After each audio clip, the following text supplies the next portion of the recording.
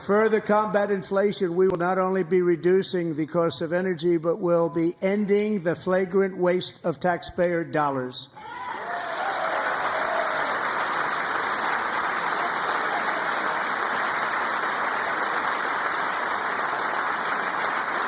And to that end, I have created the brand new Department of Government Efficiency, DOGE.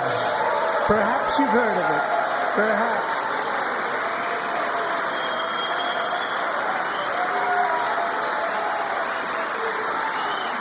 Which is headed by Elon Musk, who is in the gallery tonight.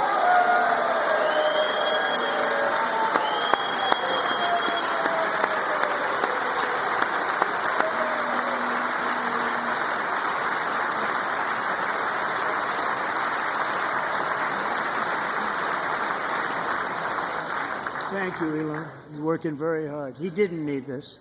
He didn't need this. Thank you very much. We appreciate it. Everybody here, even this side, appreciates it, I believe. They just don't want to admit that. Just listen to some of the appalling waste we have already identified. $22 billion from HHS to provide free housing and cars for illegal aliens. $45 million for diversity, equity, and inclusion scholarships in Burma. $40 million to improve the social and economic inclusion of sedentary migrants. Nobody knows what that is. $8 million to promote LGBTQI+ in the African nation of Lesotho, which nobody has ever heard of. $60 million for indigenous peoples and Afro-Colombian empowerment in Central America. $60 million. $8 million for making mice transgender. This is real. $32 million for a left-wing propaganda operation in Moldova. $10 million for male circumcision in Mozambique. $20 million for the Arab Sesame Street in the Middle East. It's a program. $20 million for a program. $1.9 billion to recently created Decarbonization of Homes Committee, headed up, and we know she's involved. Just at the last moment, the money was passed over by a woman named Stacey Abrams. Have you ever heard of her? A $3.5 million consulting contract for lavish fish monitoring. $1.5 million for voter confidence in Liberia. $14 million for social cohesion in Mali. $59 million for illegal alien hotel rooms in New York City. He's a real estate developer. He's done very well.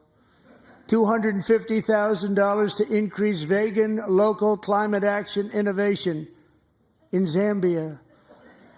$42 million for social and behavior change in Uganda. $14 million for improving public procurement in Serbia. $47 million for improving learning outcomes in Asia.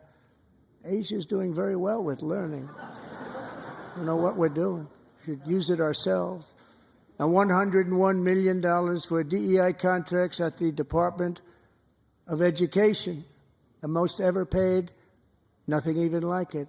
Under the Trump administration, all of these scams, and they're far worse, but I didn't think it was appropriate to talk about them. They're so bad. Many more have been found out and exposed and swiftly terminated by a group of very intelligent, mostly young people, headed up by Elon, and we appreciate it. We found hundreds of billions of dollars of fraud.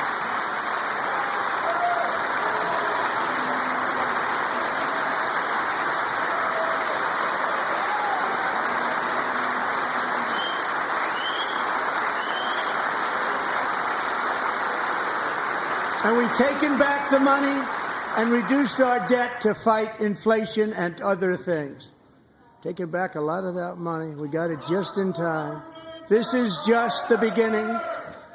The Government Accountability Office, a federal government office, has estimated annual fraud of over $500 billion in our nation, and we are working very hard to stop it. We're going to. We're also identifying shocking levels of incompetence and probable fraud in the Social Security program for our seniors, and that our seniors and people that we love rely on.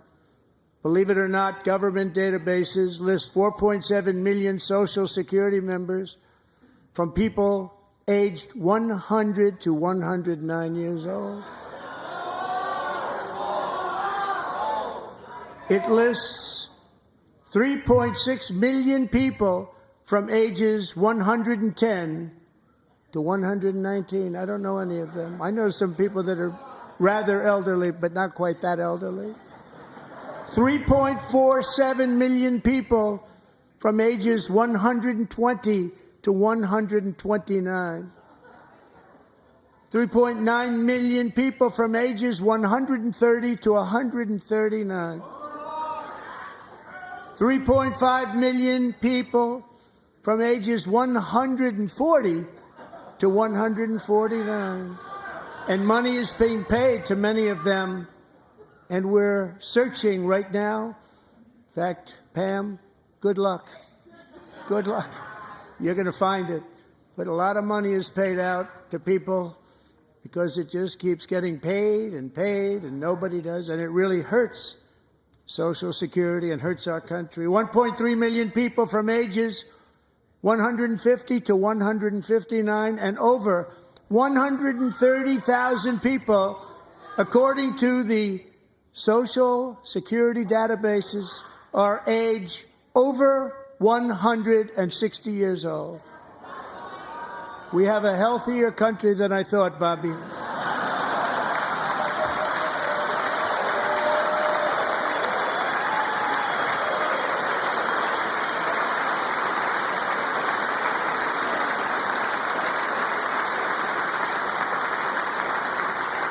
Including, to finish, 1,039 people between the ages of 220 and 229, one person between the age of 240 and 249, and one person is listed at 360 years of age.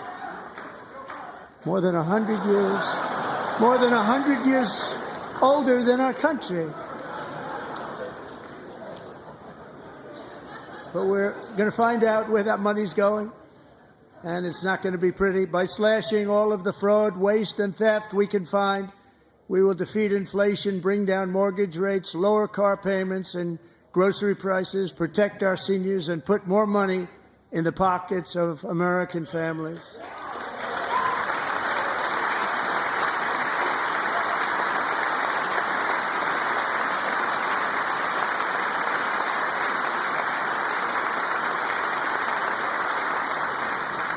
And today, interest rates took a beautiful drop, big, beautiful drop. It's about time.